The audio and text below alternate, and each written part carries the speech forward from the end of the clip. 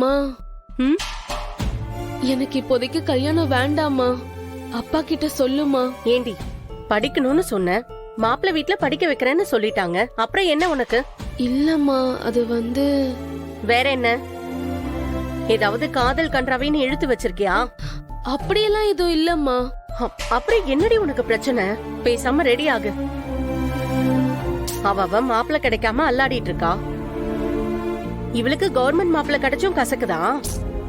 அம்மா இன்னுமா ரெடி ஆயிட்டு இருக்கா அவ? இதோ அவ்வளவுதான் ரெடி ஆயிட்டா. சரி நீ போய் மத்த வேலையெல்லாம் பாரு, இவள நான் பாத்துக்கிறேன். ஓ சரி.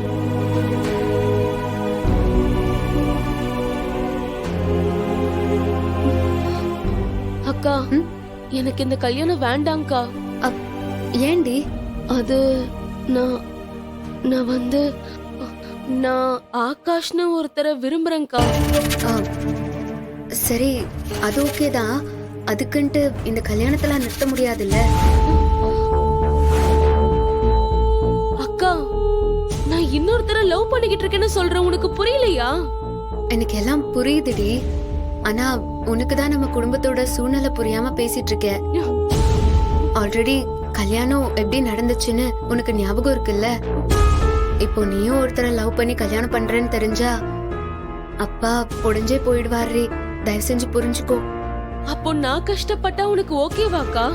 இல்ல வேற வழி இல்லடி. எல்லாருக்கும் பிடிச்ச வாழ்க்கையெல்லாம் கிடைச்சிராது. கிடைச்ச வாழ்க்கையதான் பிடிச்ச மாதிரி நம்ம மாத்திக்கணும். வரப்போற மாப்பிள்ளைய பிடிச்சிருக்குன்னு சொல்லி அவரை ஏத்துக்கிட்டு ஒழுங்கா வாழ்ற வழிய மட்டும் பாரு.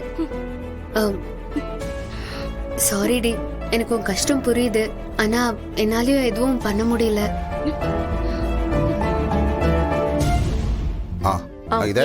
எல்லாம் ரெடியா?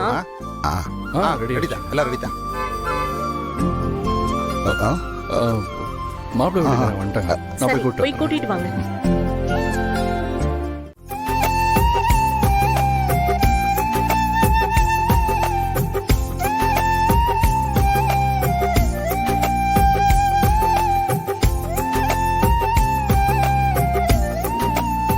இதுக்கப்புறம் நீங்க தான் சொல்லணும். இங்க இருங்க. எங்களை பொறுத்த வரைக்கும் ஆதிதான் எங்க வீட்டுக்கு மூத்த புள்ள. அவன் ஒரு விஷயத்த பண்றான்னா அது சரியா தான் இருக்கும். அதுக்கு அப்புறம் பேசுறதுக்கு ஒண்ணுமே இல்ல.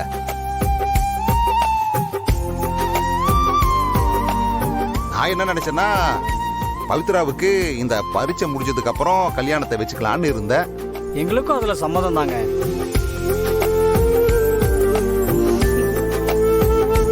அப்புறம் என்ன, தட்டை மாத்திக்கலாமே. வாங்க பாத்தா தட்டை எடுங்க. இந்த புடி ஆதி வா. பாப்பா ஆதி இந்த புடி.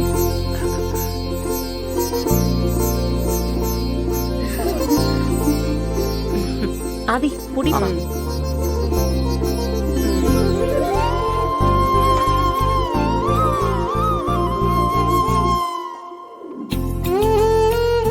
என்னதா பவி, சந்தோஷம் தானே? அக்கா ரொம்ப தேங்க்ஸ்க்கா. ஏய் நான் ஒண்ணும் பண்ணல, எல்லாத்தையும் பண்ணது ஆதிதான். தேங்க்ஸ்ண்ணா.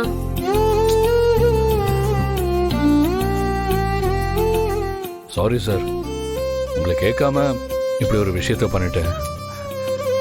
அட என்னப்பா ஆதி நீ? நான் தான் சொல்லிட்டேன்ல, நீ இந்த வீட்டுக்கு மூத்த பிள்ளையா. தங்கச்சிக்கு எது நல்லா இருக்கும் நல்லா இருக்காதுன்னு உனக்கு தெரியாதா?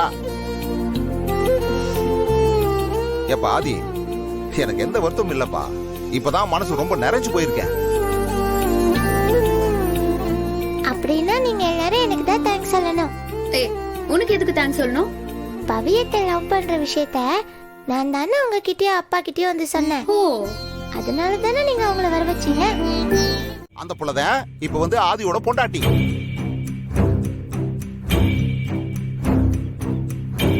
என்ன நடந்துச்சுன்ட்டு முழுசா கேட்டுட்டு வரணும். எவன் சொன்னதையோ கேட்டுக்கிட்டு கைது பண்ண வர்றாங்களாம். ஆதிக்கு இதயம் கொடுத்த குடும்பம் இப்ப ஆதியோட குடும்பமா இருக்கு. கண்டவன் சொல்றதெல்லாம் கேட்டு வந்து இங்க நிக்காம கிளம்பி போடுங்க சொல்லிவிட்டா. சார், அவர் எப்படி இருந்தா, எத்தனை குடும்பத்தோட இருந்தா, அவர் கொலை செஞ்சிருக்காருன்னு ஆதாரத்தோட வந்து கம்ப்ளைண்ட் கொடுத்திருக்காரு. அதுக்காக நாங்க அரெஸ்ட் பண்ணி கூட்டிட்டு போய் விசாரிக்க தான் செய்வோம். சார் உங்களுக்கு கம்ப்ளைண்ட் கொடுத்தது யாரு? இறந்து போன வாசுவோட பொண்டாட்டியா இல்ல வாசுவோட அம்மா அப்பா அண்ணன் தம்பி வேற யாராவது கொடுத்தாங்களா? ஏன் சார் ஆதியை பிடிக்காம அதோ இவரு கூட கம்ப்ளைண்ட் கொடுத்திருக்கலாம்ல? ஏமா, கம்ப்ளைண்ட் கொடுத்தது யாருன்றது முக்கியம் இல்ல, குற்றம் நடந்ததா இல்லையான்றதுதான் முக்கியம். அதை தெரிஞ்சுக்க ஃபர்ஸ்ட். சட்டப்படி அப்படியெல்லாம் யார் மேல வேணாலும் கம்ப்ளைண்ட் கொடுக்க முடியாது சார். அப்படி தப்பான கம்ப்ளைண்ட் கொடுத்தா நாளைக்கே பாரதி வந்து ஆதிக்கு சப்போர்ட்டா பேசினா உங்களை தான் தூக்கி ஜெயில வைப்பாங்க. சார் இங்க எல்லாருமே லா பேசுறாங்க சார். எனக்கு என்னமோ அரெஸ்ட் பண்றது சரியா இருக்காதுன்னு தோணுது சார். என்ன இசை சார், என் பொண்ணு நல்லா வக்கீல் மாதிரி பேசுதா? உங்களுக்கு வேணும்னா சொல்லுங்க. இங்க இந்த ஊர்ல உண்மையாலுமே வக்கீலுக்கு படிச்சவங்க நிறைய பேர் இருக்காங்க. அப்படி பேரையும் வர சொல்லட்டுமா? வேண்டாம் சார், நாங்க கிளம்புறோம். சார் ஒரு நிமிஷம், என் மாமாட்ட கொஞ்சம் பேசிக்கிறேன். வா வா.